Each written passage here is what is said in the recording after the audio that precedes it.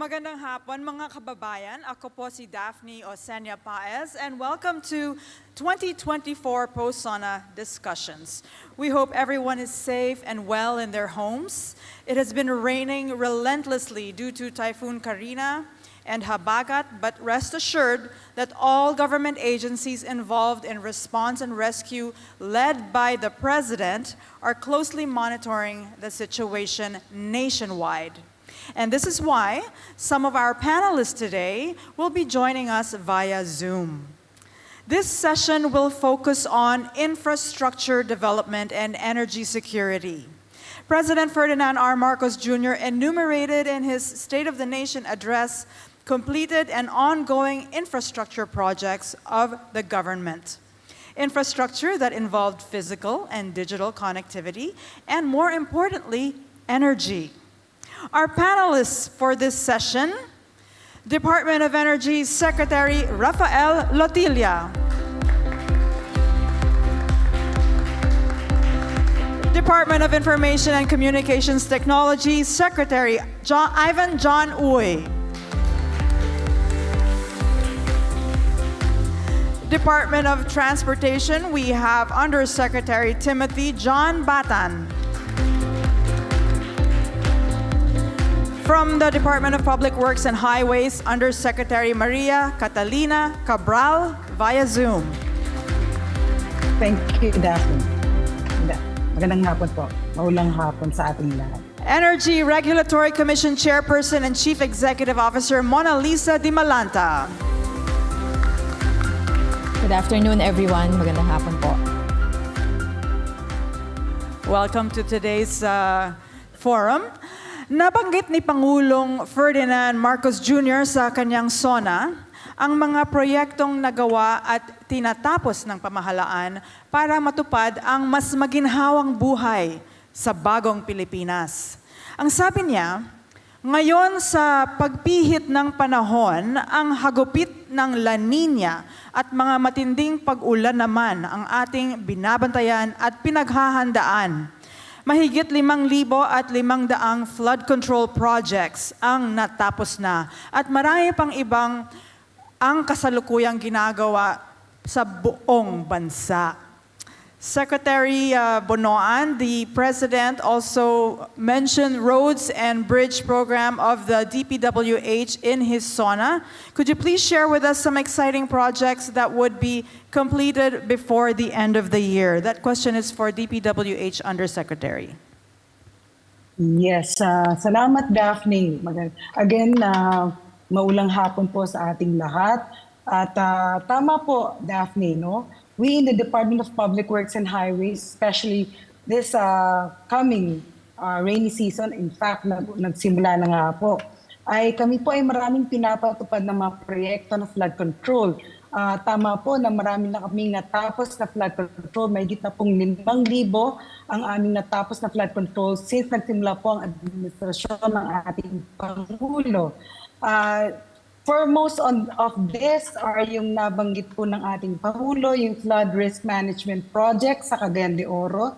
Ito po ay natapos na at ito po ay kasalukuyang nag-ooperate at nag-function. Ito po ay nasa Cagayan de Oro.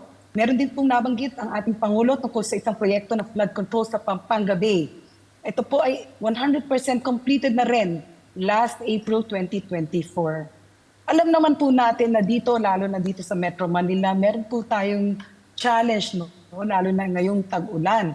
So marami po kaming programa ditong flood control projects at isa na po dito yung ating ongoing flood control projects na naaayon sa isang master plan.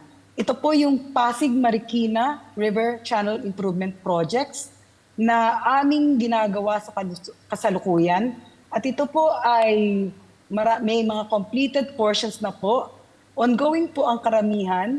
At kasama din po nito, complementary to this, ay yung aming ginagawa under the Metro Manila Flood Management Project. Under po nitong proyektong to ay kami ay nagpatupad ay nakakumpleto ng 15 pumping stations. And many of these are already operational. And many of these are also still ongoing. So malaki pong proyekto to na finance ng ating institutional partner, World Bank. So sa kasalukuyan po, marami pong packages ongoing at under contract. Sa ating mga programa naman po sa kalsada, marami din po kaming napatupad na at ito po ay hindi lang sa Luzon but all the way across the island. Base rin po sa High Standard Highway Master Plan. So sa amin pong proyekto, lalong-lalo na po sa kalsada, we have already built more than 11,000 plus kilometers of roads. We constructed from July 2022 to May 2024 across the country. Meron din po kaming more than 1,263 bridges that we constructed, widened, rehabilitated, replaced, retrofitted, and strengthened from July 2022 to May 2024. Again, we in the Department of Public Works and Highways continue to build infrastructure not only for economic development, but making sure that we provide the necessary support, especially to make sure that to support the economy and make sure that the country is connected physically and of course increase protection from climate change. We have already submitted our update and report to the PMS to include all the physical accomplishment, Daphne, of the Department of Public Works and Highways. Thank you, Undersecretary Cabral. I'm sure a lot of Filipinos will definitely benefit from these projects. Very timely to discuss that today. Moving on, we have another quote. Okay, the President also said, "We are in the midst as well of a railway renaissance. The Metro Manila Subway project has logged significant accomplishments in its tunneling works. Sa puntong ito, katumbas na ng 3 hanggang 6 na palapag ang lalim ng hukay at tuloy-tuloy na umuusad sa susunod na istasyon." Very exciting. Undersecretary Batan, could you please share with us some information about the Subic-Clark Manila-Batangas dedicated rail corridor, and also what is the status of plans to revive the rail from Manila to Bicol? Yes, Daphne. Una sa lahat, nakakatuwang marinig yung mga sinabi ng ating Pangulo sa kanyang SONA ukol dito sa napakadaming nating mga proyekto sa departamento. Sabi nga, ito ay isang moral booster para doon sa ating mga kasamahan na nasa frontline na pariniguraduhin na matapos ang lahat ng mga proyektong ito on time. Dito sa dalawang proyektong nabanggit, una sa lahat itong Subic-Clark Manila-Batangas Railway. Kung maaalala natin ay meron tayong earlier iteration nitong proyektong ito, ang ating Subic-Clark Railway Project, na sa kasamaang palad ay hindi natin nakuha ang financing na ating dating inaasahan. At kung kaya't nung ating pinag-aralan ulit ito, ay inisip na gawing Subic-Clark Manila-Batangas, at nang sa ganon ang ating tinatayong logistics corridor ay hindi lang maidugtong ang ating pantalan sa Subic at ang ating airport sa Clark, at nang sa ganon ay umabot tayo pati sa Port of Manila at sa Port of Batangas. Itong proyektong ito, ang Subic-Clark Manila-Batangas Rail, ay ang flagship project ng tinatawag na Partnership for Global Infrastructure. At ito ay inanunsyo noong earlier this year sa Trilateral Summit ni Pangulong Marcos at ng ating kasama at ng American President Joe Biden at ng Japanese Prime Minister sa Washington, D.C. At kasalukuyan nating inaayos ang feasibility study para dito sa Subic-Clark Manila-Batangas kasama ang Asian Development Bank, ang Sweden at ang US TDA. So yan ang ating tinitingnan dito sa napakalaking bagong proyektong ito. Doon naman sa ating proyekto patungong Bicol ay malugod naming pinapaalam na operational na ang ating Bicol Commuter.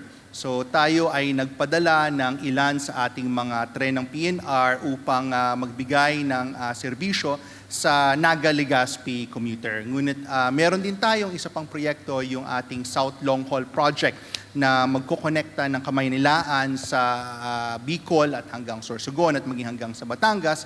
At ito ay kasalukuyang ating ina-update ang feasibility study at pag natapos yan, tayo ay ayusin natin yung financing para naman sa proyektong yan. So yan yung estado nitong dalawang long-haul railways na ating nabanggit, ang Subic-Clark-Manila-Batangas at ang South Long-Haul Rail Project. Very interesting and exciting. This, let's not forget what the President called it, a railway renaissance. I think all Filipinos should celebrate that.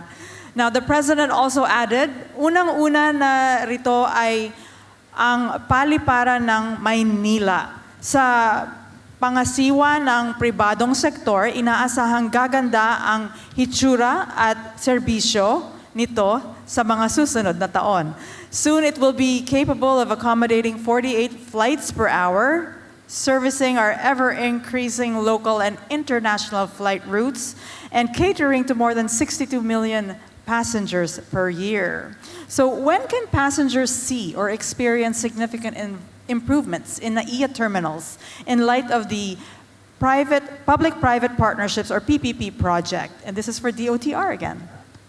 Yes, Daphne. Una sa lahat, kung ating maalala, the last time that we did any major capacity expansion for NAIA was in 2008. Nung binuksan natin ang Terminal 3. So naiakyat niyan ang ating kapasidad to 35 million passengers per annum.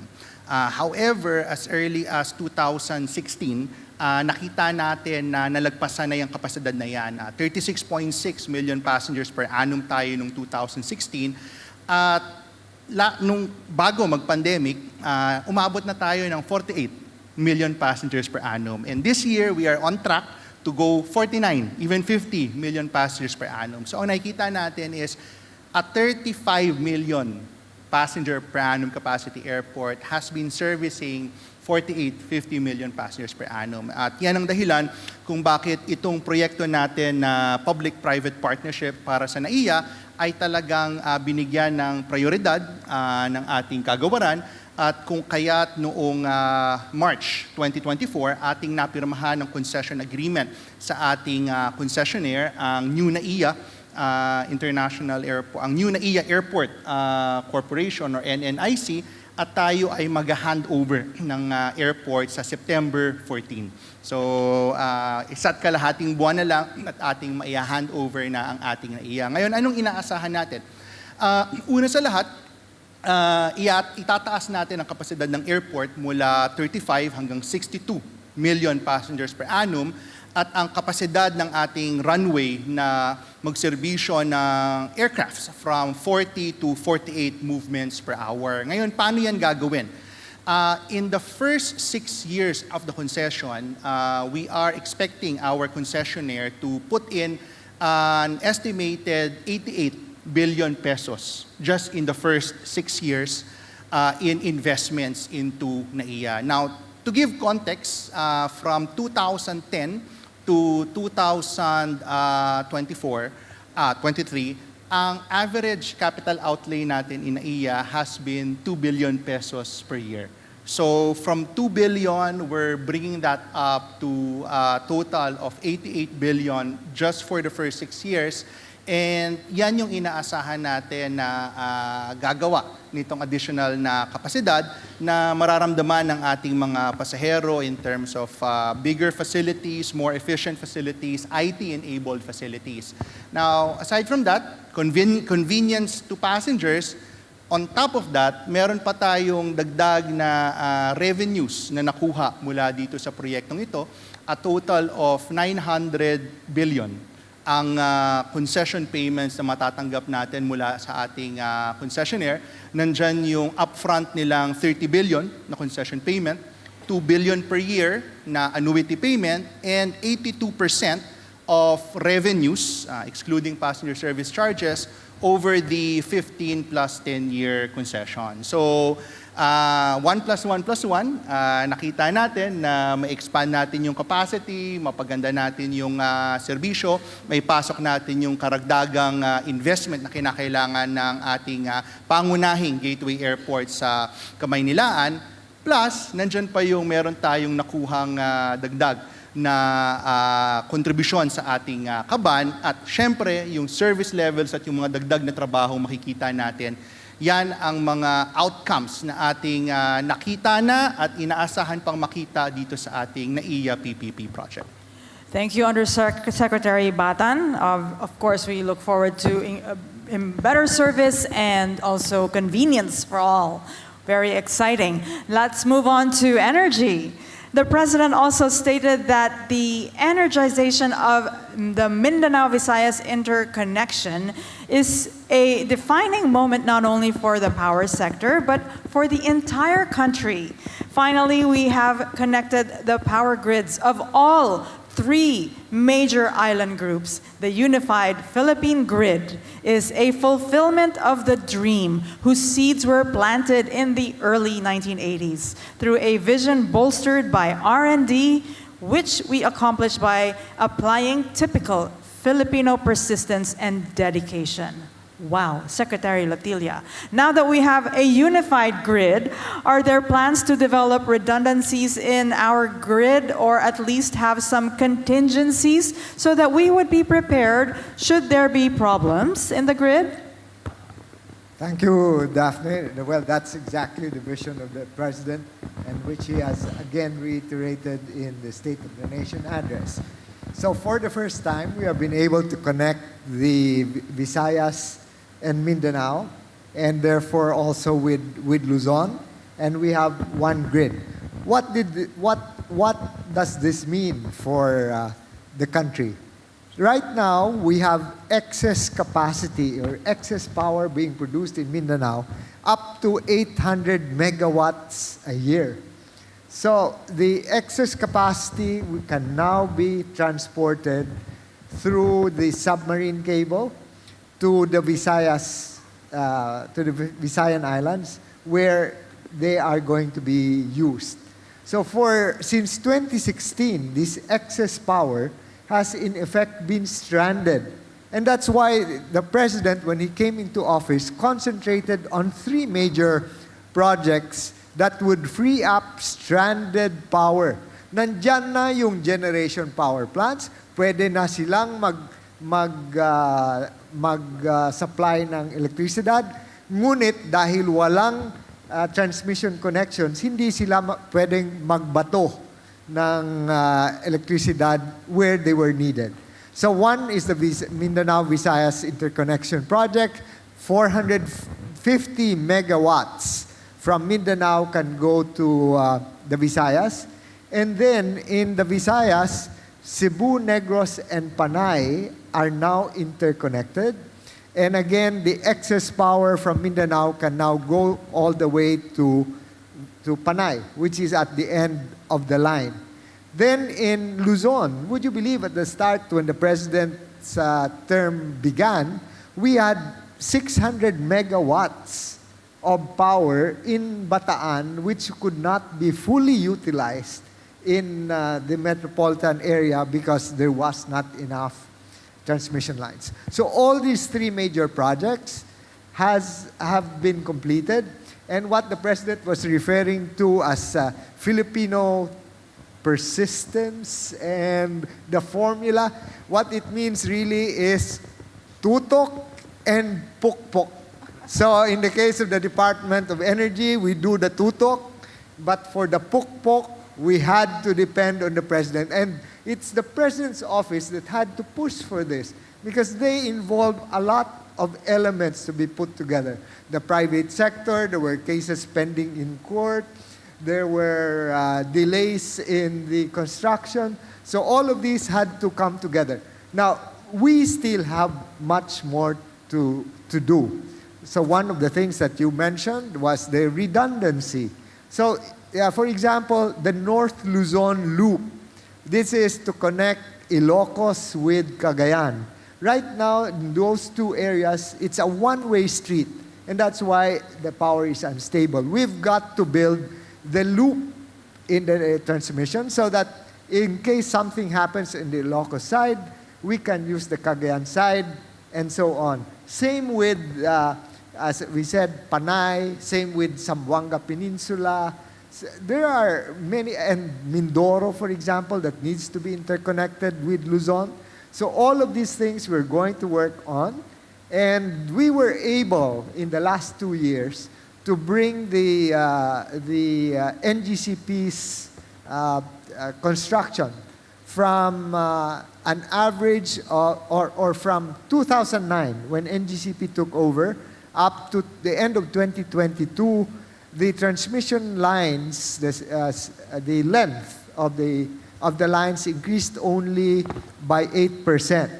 Now, in the last 2 years, by May of 2024, we have been able to increase that to 10.5%. And that is not enough because in order for new plants to be constructed, there has to be a system impact study that NGCP has to do. And the good news is that when the President started his term, the length of waiting was 2 years for a system impact study.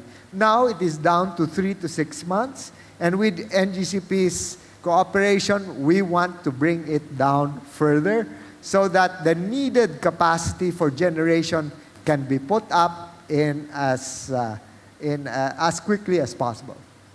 Excellent. Wow. Yeah. That's amazing. I mean, persistence and dedication, Right. tutok at pukpok. Pukpok.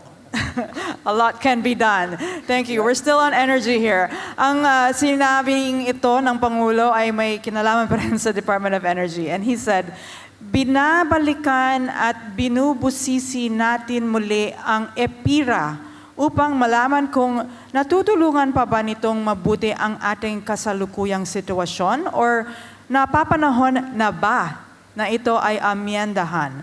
Hinihiling ko sa Kongreso na pagtulungan na natin ito, alang-alang sa kapakanan ng mga Pilipino. Sa taas ng presyo ng kuryente sa bansa, nahihirapan hindi lamang ang mga negosyante, kundi lalo na ang taong bayan. Secretary Lutilia, other than amendments to the EPIRA law, are there other policy reforms that are necessary to help lower the price of electricity? Well, thank you again, Daphne. First, the President emphasized the need to introduce some reforms or changes. So one of them actually is extending the life of the corporate life of the power sector and assets liabilities management. At the time that the EPIRA was enacted in 2001, we thought that it would take only 25 years to finish all of the privatization and to raise the funds necessary in order to pay off the debts of the National Power Corporation incurred before.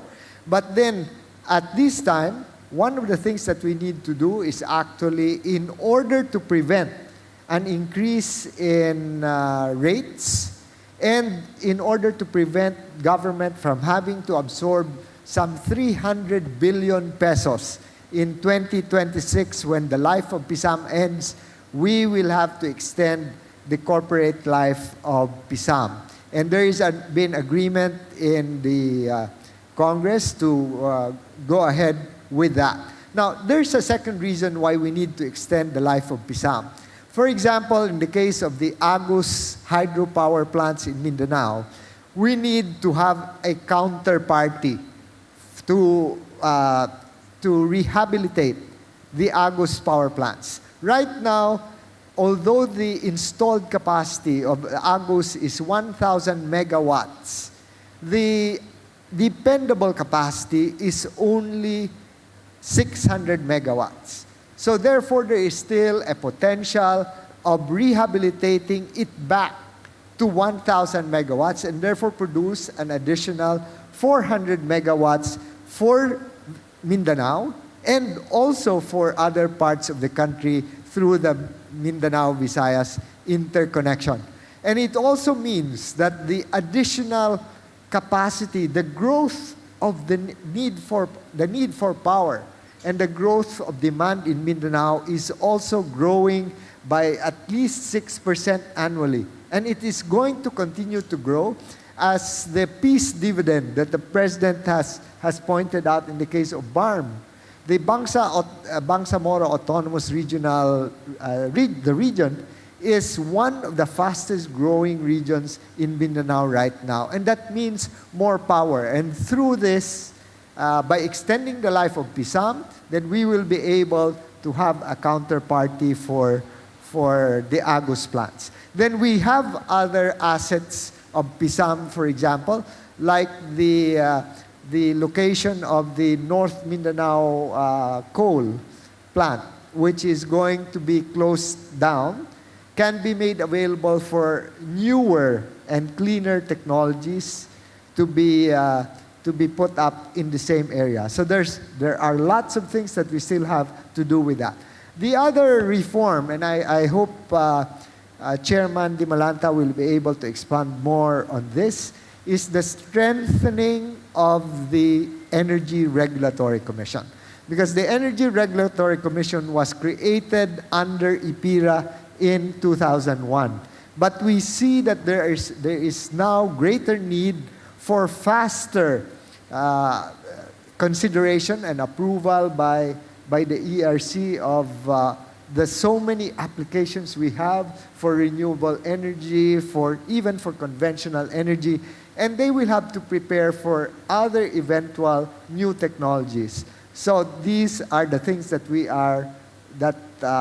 Congress has supported for consideration in the legislative agenda. Thank you. Maraming salamat, Secretary Latilia. Let's move on to our next statement.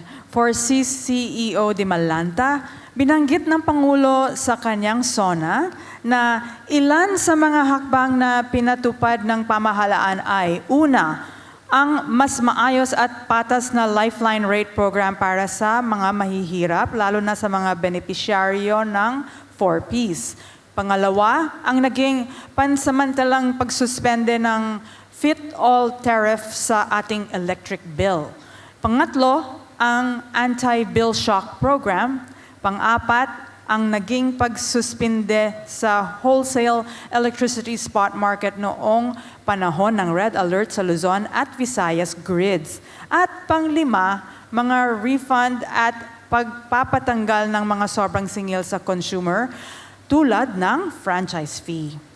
CCEO Di Malanta, other than those mentioned by the President, are there other efforts on that part of the ERC that would help lower electricity cost in the country?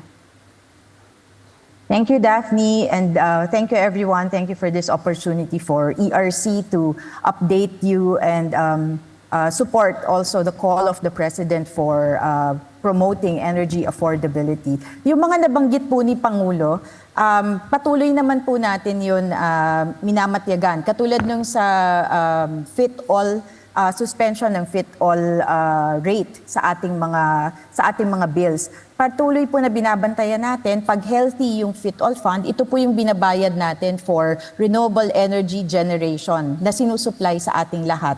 Pag po healthy yung fund, titingnan natin kung may pagkakataon ulit na isuspinde. Kahit po ilang sentimo lang ito, ngayon ay 4 centavos ito per kilowatt hour, kabawasan din po ito sa binabayad natin sa kuryente. Pero bukod po dito, binabantayan din natin yung nabanggit din kanina ni Secretary Lotilia, yung impact ng transmission project delays. Kasi po may impact po ito sa taas din ng kuryente. So nasimula na rin naman po ang komisyon sa pagbabantay nito para po tataasan natin yung level of accountability for our regulated entities. For the refunds, katulad po na nabanggit ng Pangulo, meron pa po tayong inaabangan na 20 billion pesos na refund for some of our electric cooperatives na hindi pa nila nakukumpleto. So meron po tayong mga consumers na nasa mga electric cooperatives na patuloy mag-enjoy ng kaunting refund sa kanilang mga electric cooperatives. Yun pong sa private utility natin, katulad ng Meralco, na kumpleto na po niya yung refund na inaasahan natin sa kanya. Patuloy din po yung ating fuel cost audit na tinatawag. Ito po yung pinapasa na pass-through charges ng mga generation companies na gumagamit ng panggatong katulad ng coal, diesel, and gas. Pag po ang distribution utility or electric cooperative, hindi po niya na-verify itong mga panggastos na ito, hindi po niya dapat pinapasa sa consumers. Meron na po tayong at least 2 electric cooperatives na nakita na hindi nagve-verify nung kanilang mga pinapasa sa consumers. Pinatawan na po natin yan ng penalty at naglabas po tayo ng warning na pag pinagpatuloy nila ang gawaing ito, hindi na sila makakasingil ng pass-through charges at all sa kanilang mga consumers. So inaabangan po natin na sana ay pag-igting natin yung disiplina sa ating mga distribution utilities, pati na rin po sa lahat ng regulated entities natin. Thank you, Chairperson De Malanta. Now, the President also expressed, together with our private sector partners, we will efficiently harness the concept of common towers to provide connectivity to Filipinos who are at the far end of the last mile. Expect full government support to ensure the successful completion of this critical project, including policy reforms and streamlined processes. Now, what other initiatives can the government undertake to ensure that all areas would have internet connectivity, Secretary Uy? Thank you, Daphne.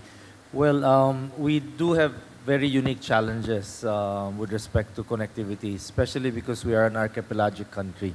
So with more than 7,600 islands, we are deploying the correct technology with respect to areas where those technologies are actually appropriate. So fiber optic cables in most of the landlocked areas where we are able to lay down those cables either through underground cables or terrestrial cables through these common tower that we are using.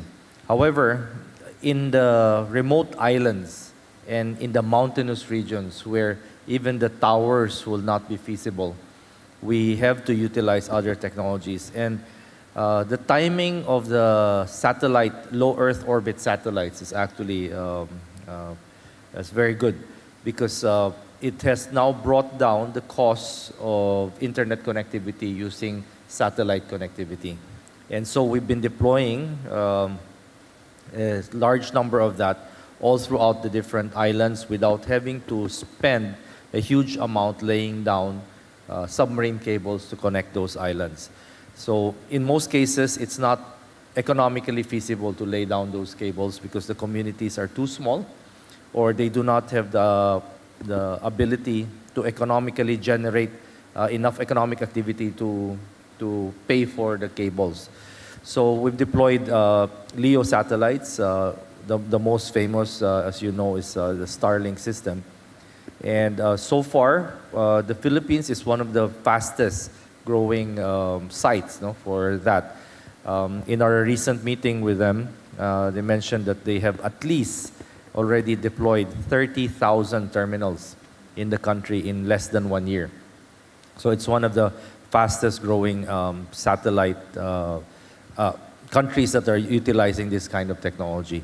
So we are exploring more of these technology in order to quickly deploy connectivity in areas that are hard to reach, especially by traditional cable connections. Thank you. Still on internet connectivity, another quote from the President's State of the Nation address. As part of our nationwide internet infrastructure development, Phase 1 of the national fiber backbone has been completed and operationalized. Phases 2 and 3 have already begun early this year and shall be completed by 2026. This fiber backbone will give us sufficient capacity in terms of bandwidth. Secretary Uy, what projects will the DICT implement to ensure internet connectivity in the areas that would not be reached by the national fiber backbone? Well, the national fiber backbone is a 2 terabit capacity backbone that connects directly to the United States. So currently, because phase 1 has been activated, we currently have opened up about 600 gigabits of bandwidth that's going to be used by the 17 provinces that are connected on the phase 1. So with phase 2 and phase 3 coming up, we are already working on linking up with domestic submarine cable providers, as well as setting up middle mile and last mile connectivity in order to fully utilize the bandwidth that will be traveling through that backbone. In the meantime, in order to further speed up our deployment, the President recently has approved the loan from the World Bank of about $280 million loan in order to accelerate the remaining phases of the national backbone, especially in the Mindanao area. So with that loan, we will be able to accelerate now the deployment without having to wait for the annual General Appropriations Act, which will come out, year by year. Because if we wait for that, it will take a long time before we reach Mindanao. So we took out the loan now to finance Mindanao, and then everything will now meet in the middle. So while we are working from Luzon to Visayas down, the one from Mindanao will also be, through that finance loan, be connected, and it will work its way up. Then we will have a very redundant system, because now the fiber optic submarine cables that are connecting via Mindanao will now also be available to supply Mindanao, Visayas, and Luzon, rather than relying purely on the submarine cables that have been landing in Luzon in the past. So this will provide us with very good redundancy. So from 14 submarine cables, we will be increasing it to 16 submarine cables in a very short period of time.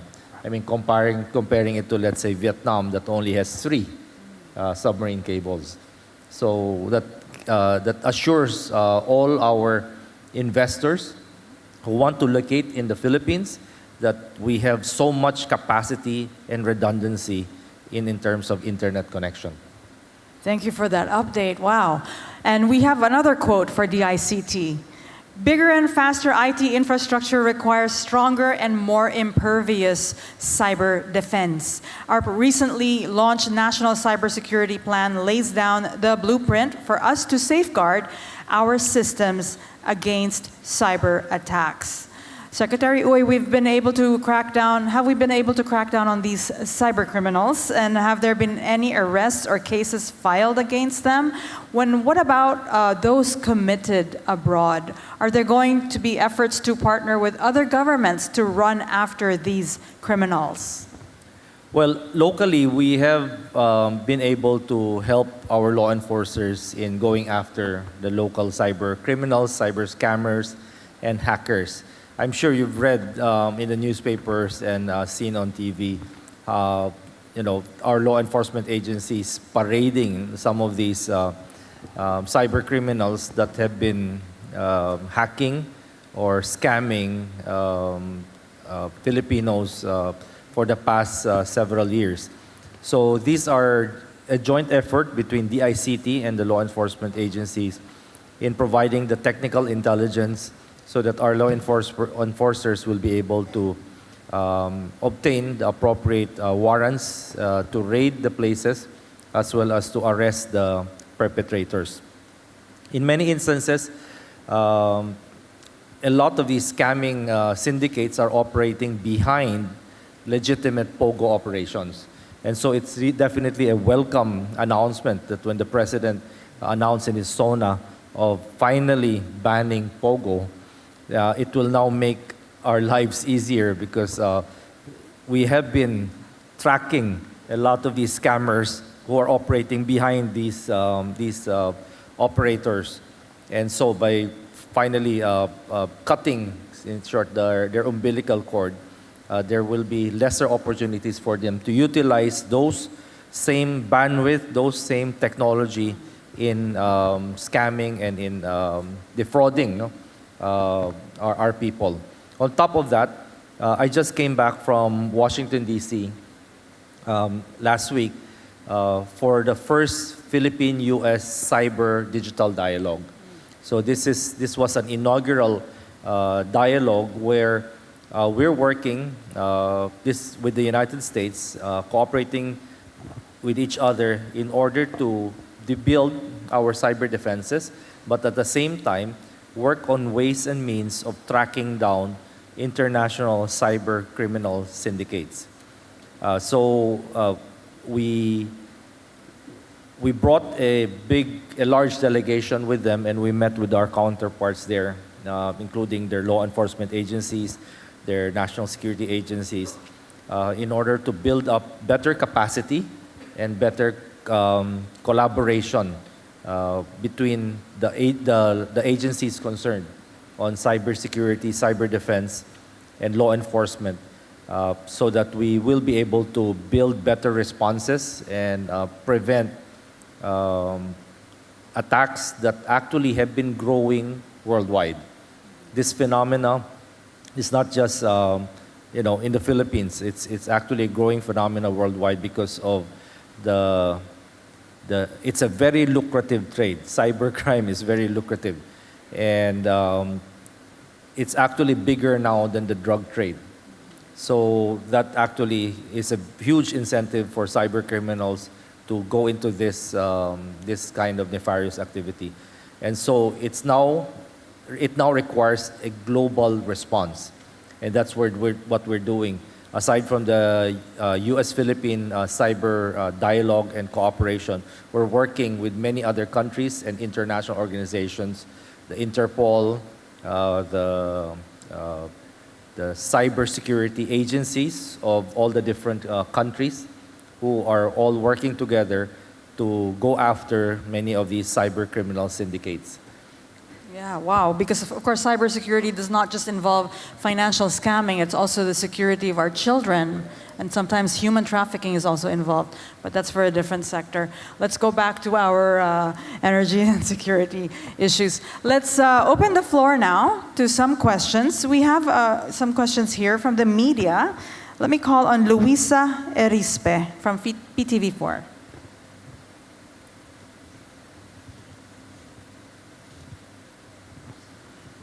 Hi, good afternoon. This is Luisa Erispe from PTV4.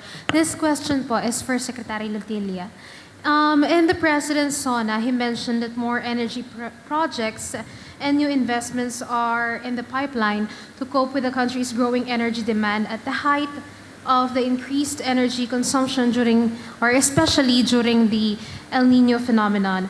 Conventional or traditional power plants such as coal and gas-fired plants prove to be more dependable. What is the status of power generation projects right now that the country is facing commitments to its carbon neutrality goals?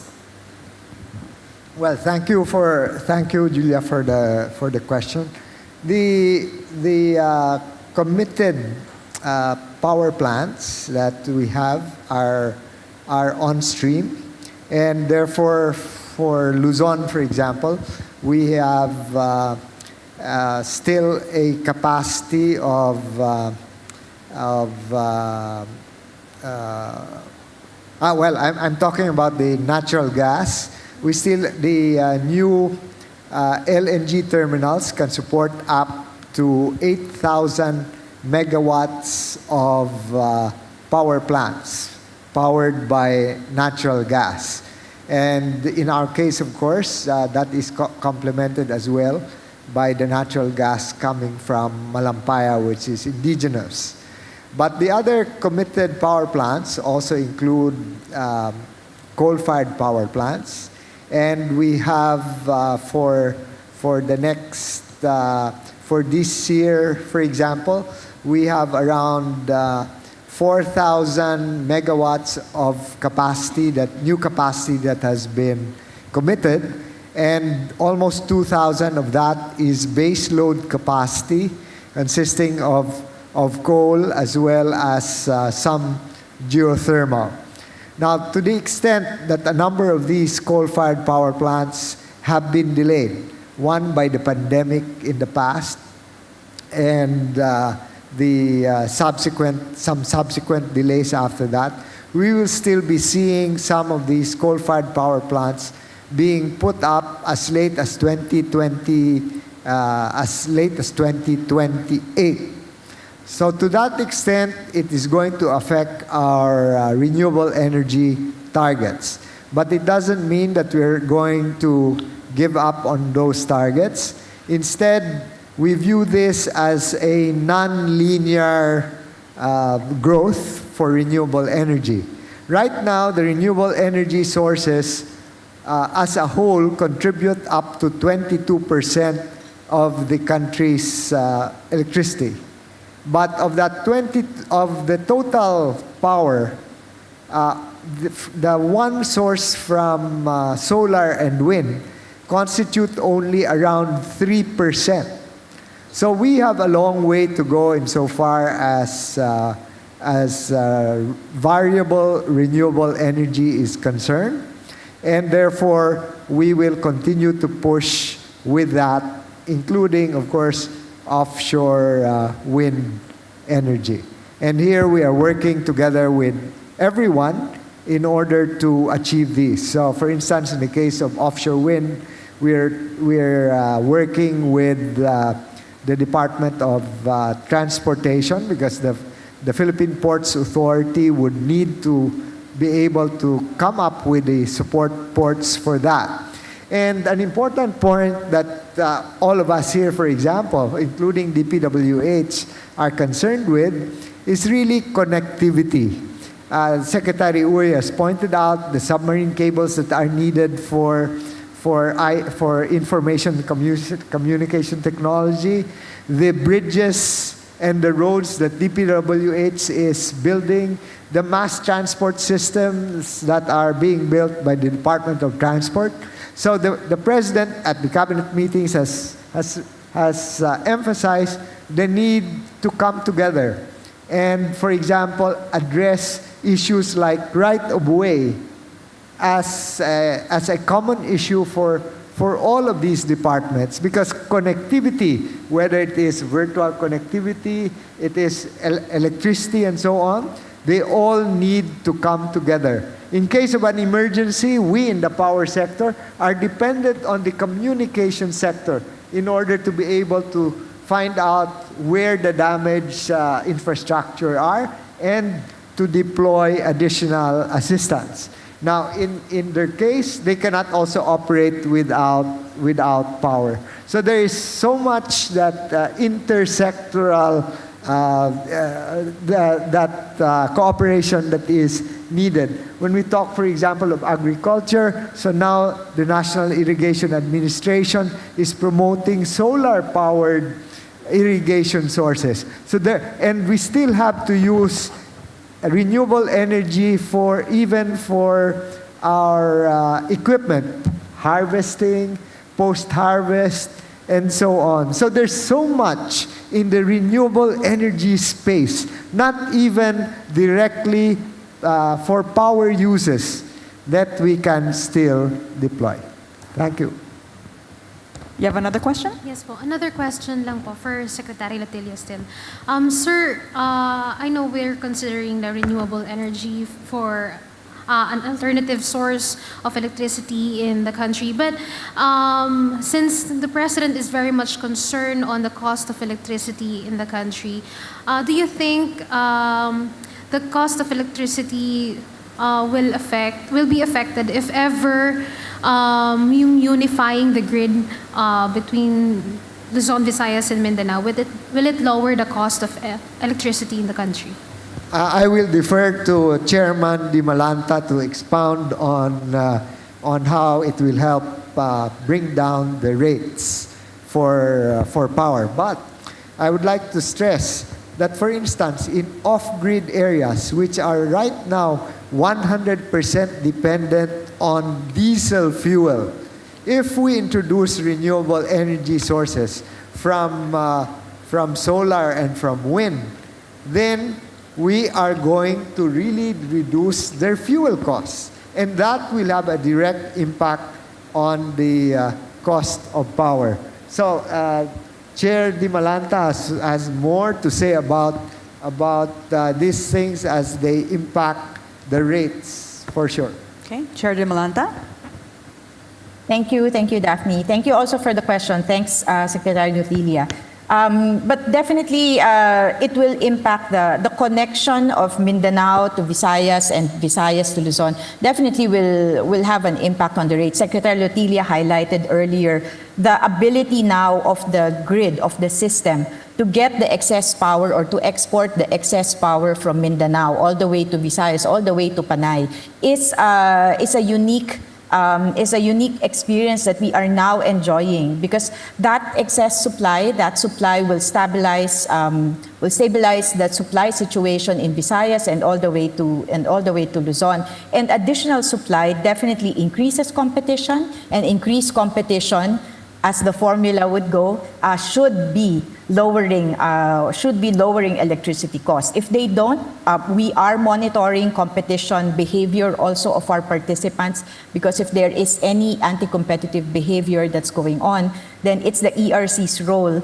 to penalize anti-competitive behavior. So definitely the connection, because it increases supply, will increase our chances to get to affordable levels of power prices.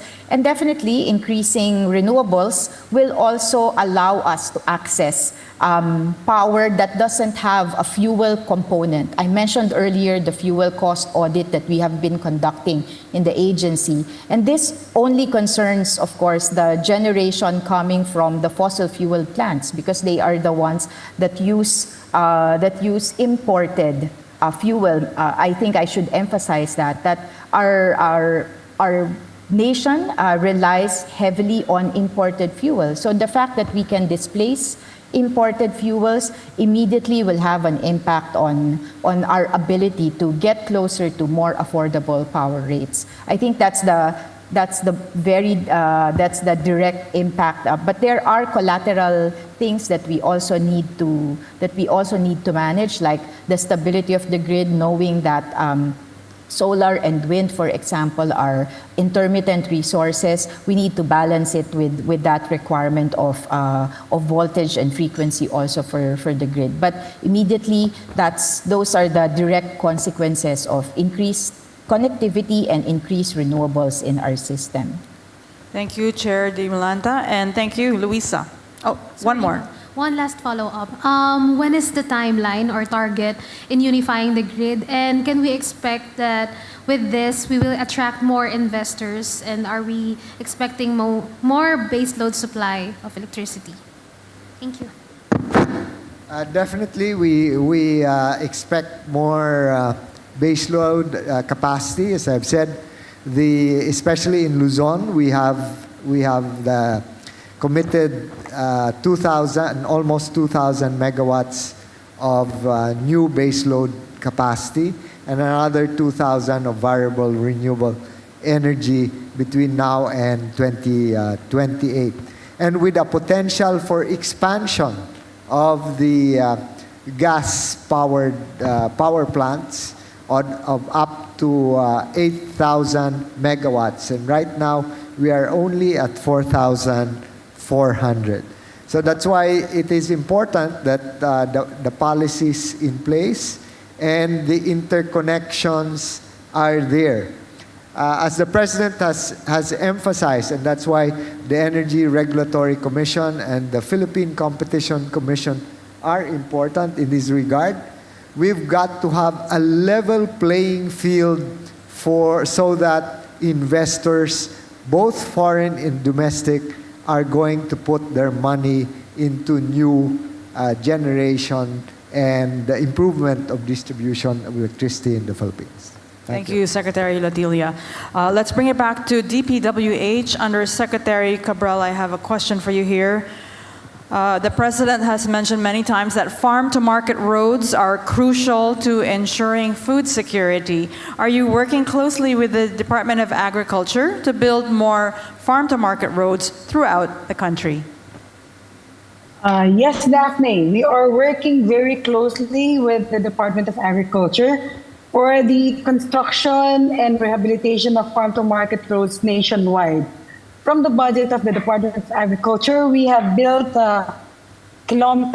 thousands of kilometers of farm-to-market roads and have also been working not only with the Department of Agriculture itself, but also with the National Irrigation Administration to support not only the farm-to-market roads, but also the irrigation projects of NIA by collaborating with them and making sure that our flood control projects are multifunctional. Ang ibig sabihin, Daphne, yung aming mga flood control project ay may component na makakatulong not only sa farm-to-market but sa irrigation aspect ng food security.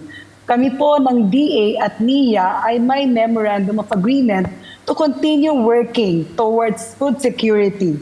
Kasama na rin po namin ang local government units dito at nagtutulungan para po matupad namin ang mga programa ng DA sa kanilang farm-to-market roads at matupad namin ang aming mga flood control projects na kasalukuyan ginagawa namin at sa susunod na taon na may integrated or comprehensive flood management project na. Ang ibig pong sabihin nito ay kami ay magtatayo ng mga sabo dams at reservoir, mga small water impounding, at ito ay makakatulong sa National Irrigation Administration para sa kanilang pag-imbak o pag-iipon ng mga tubig na nangangailangan para sa kanilang irrigation areas. Thank you, Undersecretary Cabral. Question for the DOTR. Senators are urging President Marcos to temporarily suspend the PUV modernization program until all issues surrounding it are resolved. What is the DOTR's stand on this? On the PUV modernization program, we've heard the President on the deadline that we imposed earlier this year, and that has been followed through and implemented by the department. But it's not just the deadline for consolidation that we should be looking at. It's also the many reforms that our department, together with the LTFRB, have been doing in order to address the concerns of our stakeholders, particularly among our PUV, our jeepney operators and drivers. There was a recent department order that was issued by our secretary on the public transport modernization program, which among others makes it more predictable, makes it simpler to have our local public transport route plans, the LPTRPs, prepared by the local governments and approved eventually by the LTFRB and the DOTR. We have also increased our subsidy to our modernizing jeepney operators and drivers to make sure that the impact of the PUV modernization program is consistent with the principle of just transition, where the government extends a helping hand and assists our drivers and operators in modernizing their respective fleets. Now, what's important to remember about the PUV modernization program is, at the end of the day, what we're trying to do is to deliver more convenience, deliver a safer riding experience to our riding public. But at the same time, we're also making the use of our limited roads more efficient. So we always say that this program is not just for our jeepney drivers and operators whom we're helping transition into a more formal economy, into a more formal, predictable, protected business environment. It's also for our commuters.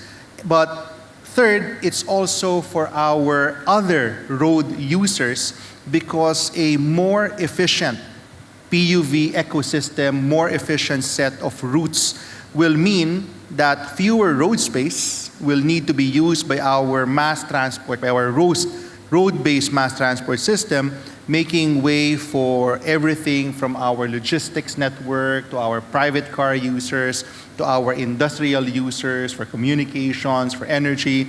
So 3 birds with 1 stone, and we're working very closely with all stakeholders concerned in order to make sure that the benefits of the PUV modernization program is delivered to everyone, all stakeholders that are intended to benefit from it.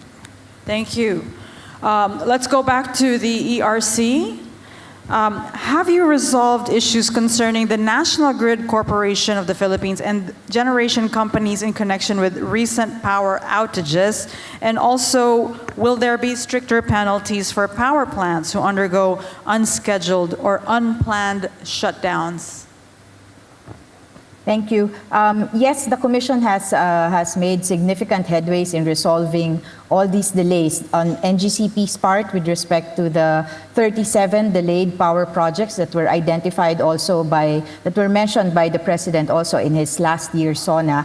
I just don't want to preempt the issuance of the decision, but the Commission has already resolved this issue. We should be coming out with our decision in the actual print out of the decision in the next few days. There are penalties that were imposed by the Commission for those projects where there were unjustified delays. Because we have to also understand that in some instances, delays were justified, and those were part of the evaluation of the Commission. On the outages, I think this is for the period 2 weeks in April, we investigated around 139 units that went on outage. Out of those 139 units, we found 37 generation companies that have exceeded their allowable outages based on the resolution of the Commission, and we have issued show cause orders for these exceedances of outages. Once the explanations are submitted to the Commission, once we have completed the evaluation of these explanations, for those that were not justified, we will also be imposing penalties. In previous instances, the Commission had already imposed penalties on generation companies for exceeding their allowable outages. So it will be the same. It will be along the same lines that the Commission will take in this investigation of the recent outages. Thank you. Still on energy, but with Secretary Lotilia, the President discussed with American companies the possibility of harnessing nuclear energy, which is crucial to the Philippines' energy security. Could you please give us an update on these discussions, particularly on the timeline of any nuclear-related projects in the Philippines? Thank you, Daphne. As far as the nuclear energy program is concerned, so the proposed law, which establishes the regulatory framework and the independent regulatory authority, this is now being considered at the Senate, and the House has passed its own. The Executive Department, on the other hand, through the National the Nuclear Energy Committee, which is an interagency committee, has come up with the roadmap for nuclear power. And recently, when we released the Philippine Energy Plan, there is indicated there as part of the power mix, nuclear power of around 1,200 megawatts by 2032, and another by and additional megawatts in subsequent years. But of course, these are fighting targets, because if we do have to consider the availability also of small modular nuclear that may be useful in smaller islands of the country, the commercial availability of such units may not come in before 2030. So all of these are being pursued in cooperation with the private sector, which has been spearheading also the efforts on generation. As of this time, the government is of course not, National Power Corporation is prohibited from entering or establishing nuclear plants on its own. And therefore, we really look forward to this as a joint effort with the private sector. But as the President has underlined through the Philippine Development Plan up to 2028, decisions on nuclear power will be science-based, and that they will fully consider all the factors, including safety and the cost and the preparedness of our country to host them. Thank you, Secretary Lotilia. I'll go back to DOTR. Under the NAIA PPP, we are expecting a total rehabilitation of the airport, including construction of a new terminal, or will it focus on addressing specific problems that perennially hound the premier airport? Yes, Daphne. The NAIA PPP will address everything from the time that you get on the curbside on the road into NAIA to the time that you leave going home. When I say everything, that's because we have key performance indicators that we prescribe all the way. From the amount of time that you have to wait, the amount of time that you have to wait to enter the parking lot, look for a parking slot, there's a KPI for that. The time that you have to wait from the time that you start lining up at the check-in counters to the time that you finish checking in, there's a KPI for that. The time that you have to wait for immigration counters, security check-in, there's a KPI for that. The availability of our passenger boarding bridges, our aircraft stands, everything until you depart, there's a performance indicator for that. For our arriving passengers, from the time that the plane blocks on, luggage has to reach the conveyor belt within prescribed periods, within prescribed times. After you get your luggage, the time for you to wait for a taxi at the taxi stand, there's a KPI for that. So that's why we say everything is covered, and infrastructure, from infrastructure investments to expand the terminals, build new car parks, build new taxiways, build new aprons, expand our, add the terminal, as you mentioned. But it's all not just infrastructure investments. It's also operational as well as IT improvements. There are artificial intelligence technologies, for example, that will make the passenger experience more seamless. That's part of the package. There are operational improvements that are being implemented and that will be implemented very soon. And again, overall, the end-all of this combination of infrastructure, IT, operational improvements is an improved passenger experience, again, from the time that you arrive at the airport all the way to the time that you depart. Thank you.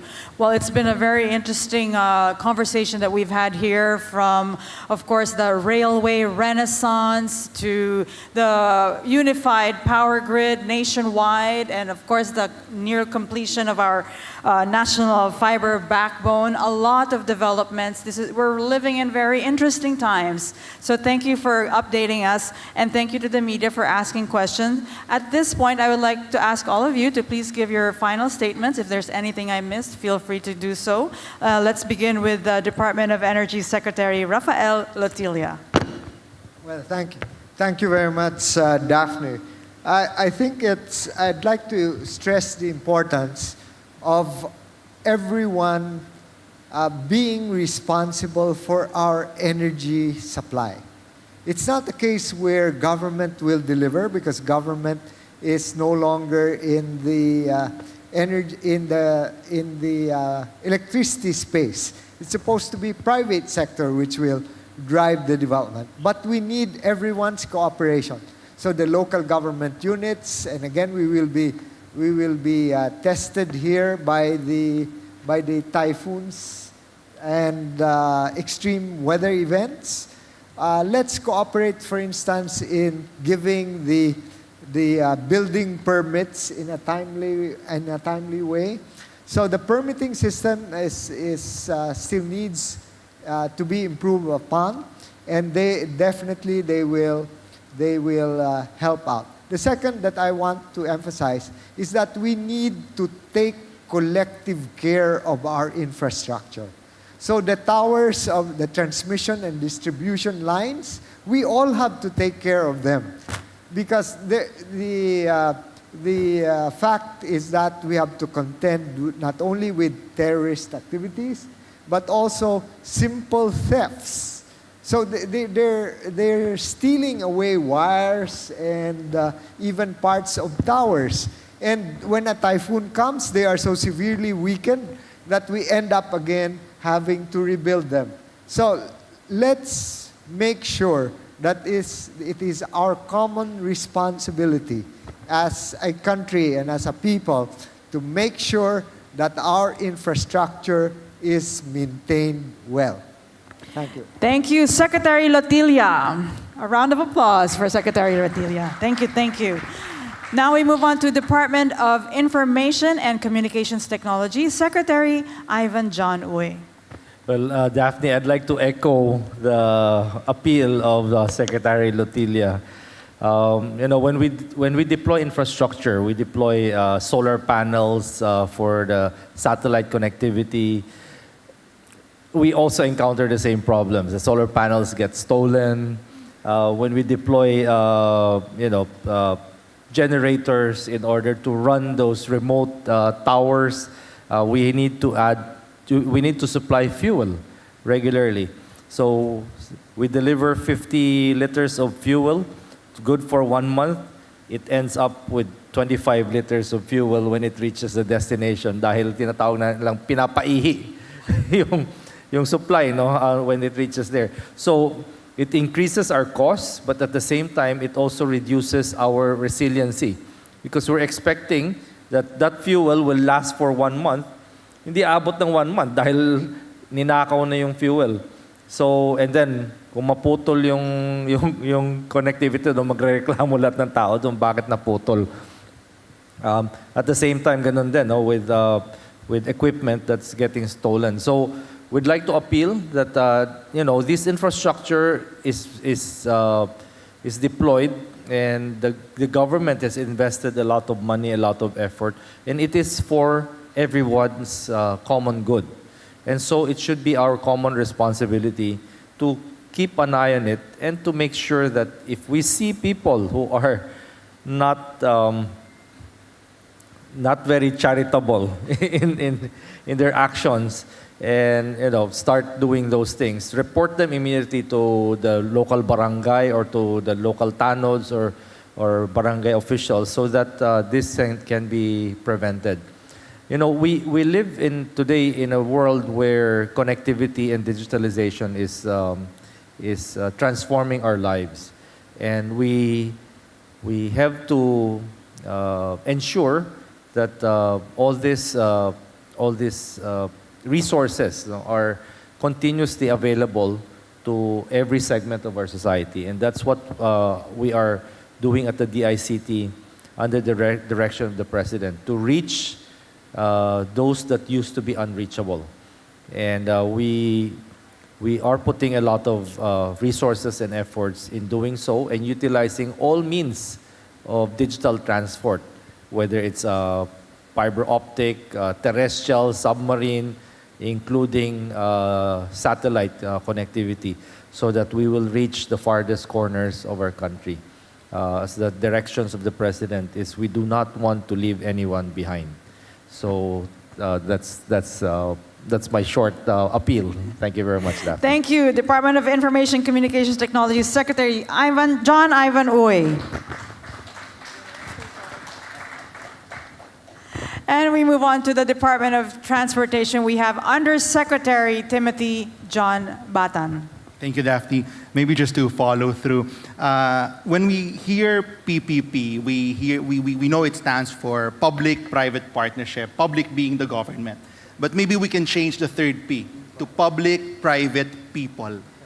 Because it really will not work if we just depend on public, the government, private, the private sector. Our people also have to contribute in delivering all of these infrastructure assets and services that we need. So just to reinforce the message that our two secretaries are sharing, that this is a shared responsibility, a shared commitment that we need in order to make all of these happen.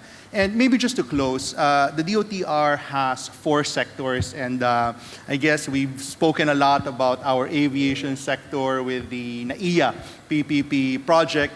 Maybe just to close there, we like saying that PPP is the first. We're only starting. It's the opening act. We have currently 27 other airports ongoing PPP screening by our partners from the Asian Development Bank, the International Finance Corporation. Davao Airport is the 4th largest airport that we have, and the PPP process of that is already ongoing, for a matter of fact. We've talked about the railway renaissance, but we've only spoken about the Subic-Clark, Manila, Batangas, and the South Long Haul Project to Bicol. Maybe just to update everyone, the North-South Commuter Railway, our largest, I think the Philippines' largest infrastructure project in history, is now almost 50% overall progress rate. Our first subway, the Metro Manila Subway project, has a more than 40% overall progress rate. The MRT-7 project is more than 70% completed with the target operations in the first quarter of 2026. LRT-1, Cavite Extension, the first 5 stations will be operational by the end of the year, and a lot of other railway projects coming in. And not just a lot of projects, but a 30-year railway master plan also being developed together with our development partners from JICA, who I saw in the room today, and together with the Asian Development Bank. So not only are we delivering projects in the next few years, but we're also preparing a big pipeline of railway projects for at least 3 decades and 6 administrations to come. But of course, we've also mentioned our road sector, the public transport modernization and the public utility vehicle modernization program is going to be our largest project in terms of people that will benefit from it. Because at the end of the day, our railways, our ports, our airports will not bring people to the last mile. You have to move on to a road-based transport, whether it's a modern jeepney, a bus, a 3-wheel, a 2-wheel mode of transport, and it's our road transport, it's our road-based transportation services that's going to do that. And of course, for our maritime sector, we've completed more than 70 projects in the last 2 years. But the Batangas Passenger Terminal building is now the largest in the country with room for 8,000 passengers at any one time. It looks like an airport. If you haven't been there, the passenger experience for the Batangas port feels like an airport, but that also is just the beginning. We're working on the new Cebu International Container Port in Cebu, and a very innovative project, the Manila Bay, Pasig River, Marikina River, Laguna Lake Ferry System Project, which is being done also as a PPP, but also supported by the Asian Development Bank. Roughly 40 all-electric ferry fleet is what we're trying to put in place for this very innovative project. And altogether, our aviation, our rail, our road, our maritime transportation sectors are intending to really revolutionize and change the way that we travel, point to point, whether for commercial, for leisure, for business, for institutional, industrial purposes. And I guess all of these leads toward what our President has said, what our Secretary is delivering on, of realizing a bagong Pilipinas. So, bagong transportasyon para sa isang bagong Pilipinas. Thank you, Undersecretary Batan. Wow, a round of applause. That's a lot to report on. Thank you. And now from the Department of Public Works and Highways, Undersecretary Maria Catalina Cabral. The Department of Public Works and Highways. The Department of Public Works and Highways is the construction and engineering arm of government. And we have many game-changing projects and programs in the Department of Public Works and Highways. One of the Fine Expressway program that aims to reduce travel time from Ilocos in the north to Bicol in the south from 20 hours to just about 9 hours once completed. And part of this program is the 59-kilometer Tarlac-Pangasinan La Union Expressway extension that will reduce travel time from Rosario in Pangasinan to San Juan, La Union. Actually, we have already awarded the concession agreement to the private sector, and this is already going to start very soon this year. Another project that we are implementing under the Luzon Spine Expressway Network is the Arterial Road Bypass Project Phase 3 and the Central Luzon Link Expressway Project. So these are two projects that will connect to the eastern part of the country between Tarlac City and Cabanatuan City in Nueva Ecija. We also have the NLEX-SLEX Connector Road Project that will bypass EDSA, and this 7-kilometer elevated expressway is already partially operational. Moving to other projects under our LSAEN program is the C5 South Luzon Link Expressway project.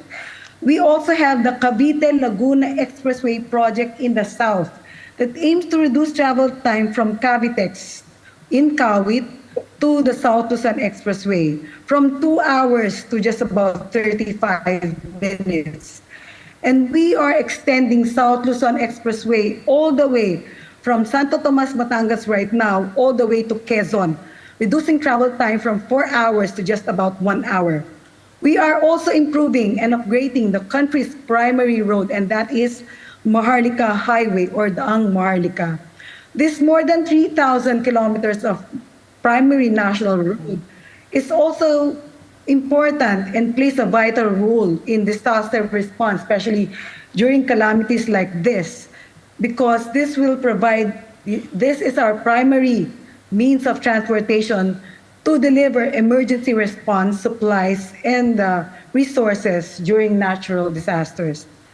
Apart from this, we have this very important Metro Manila Logistic Improvement Program that will involve the construction and improvement of many bridges across Pasig River, Mangahan River, Marikina River, and Mangahan Floodway. Among this program are bridges across Del Pan in Manila that will cross Pasig River.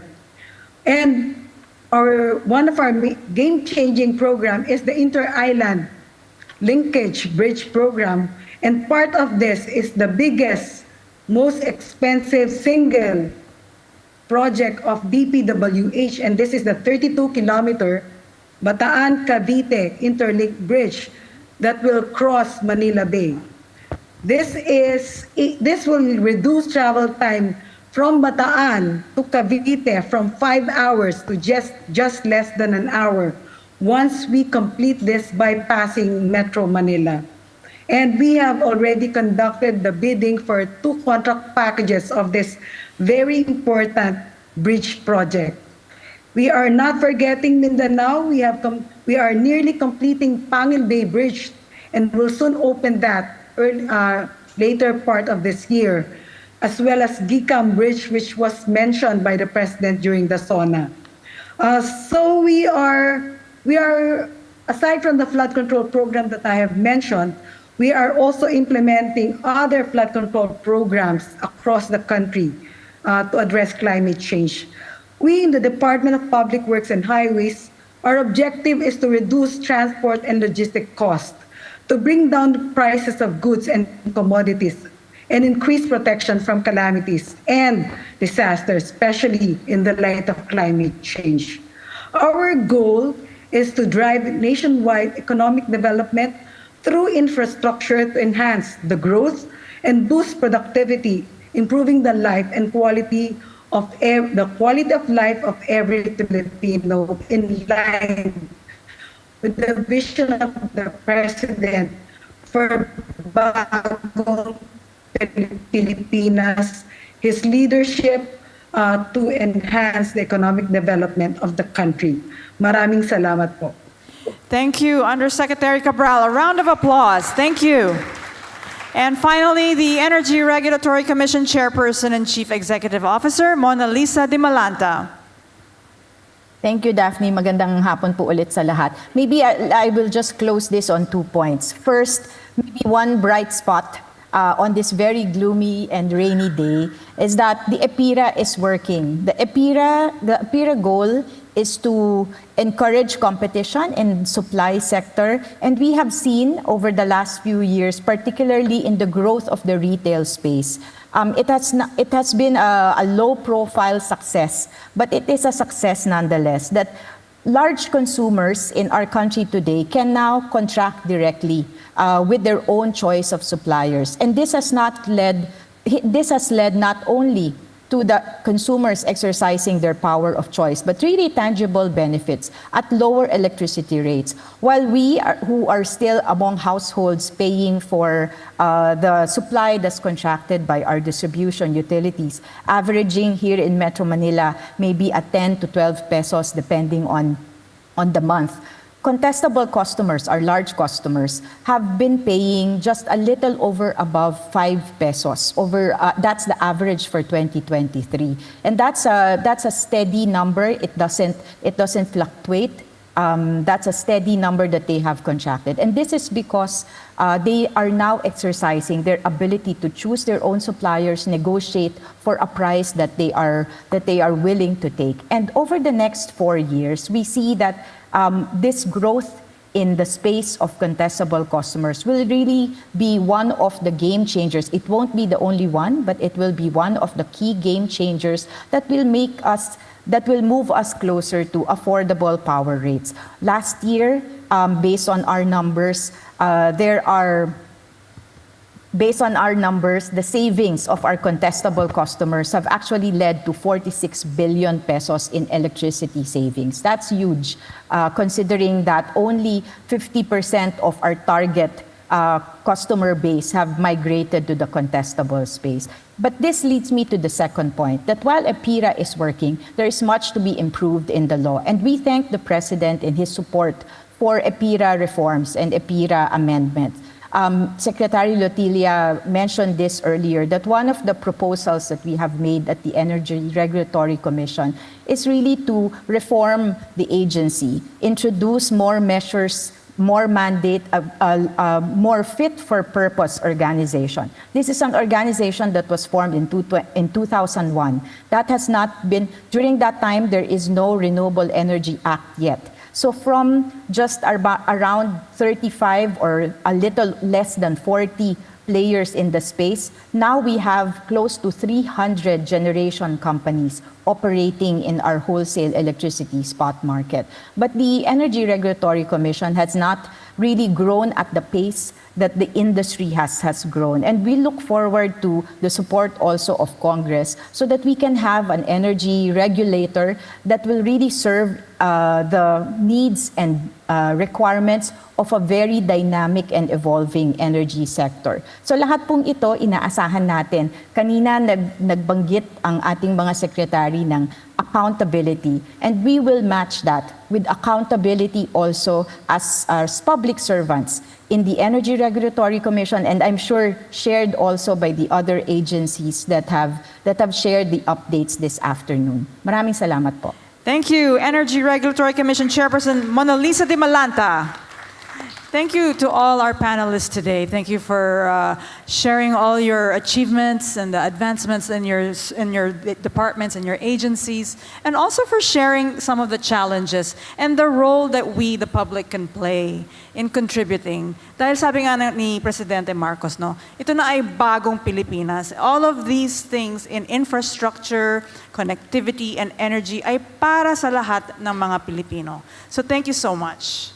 On that note, we are going to be taking a quick break again, and we will be back later at 3 o'clock in the afternoon for our last session. I am Daphne Osenia Paez, and this has been the 2024 Post-SONA Discussions.